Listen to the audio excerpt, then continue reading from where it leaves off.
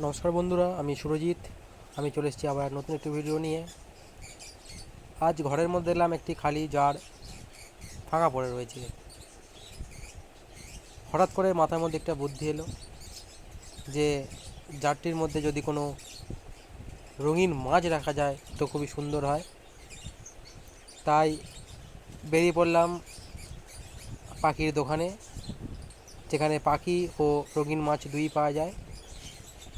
সেখান থেকে গিয়ে অনেক রকম মাছ দেখলাম, কিন্তু জারে থাকার মতো মাছ একমাত্র আমার এই মাছটাই পছন্দ হলো, যেটি আমি আপনাদের সাথে শেয়ার করছি। খুব সুন্দর দেখতে এই মাছটি, কালারও অনেক রকম এবং পাখনাগুলো অনেক রয়েছে, এবং এর কালার এবং কোয়ালিটি খুব সুন্দর লেগেছে আমার কাছে। তাই দোকানদারকে আমি বললাম এই মাছটি আমাকে দিয়ে দিন, এই মাছটি আমি কিনব বলে মাছটি কিনে নিয়ে এলাম।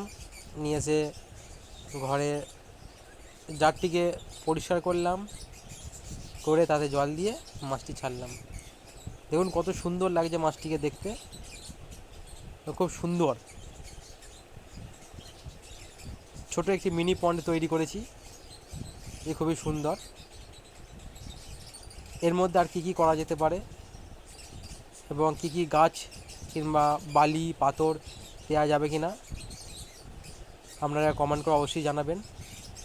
এর সাথে আর টাইগার ফিশ রাখা যাবে কি না সেটিও আপনারা জানাবেন, কারণ এটা প্রথম করলাম তো, অতটা এক্সপিরিয়েন্স আমার নেই। ভিডিওটি দেখুন, ভালো লাগবে।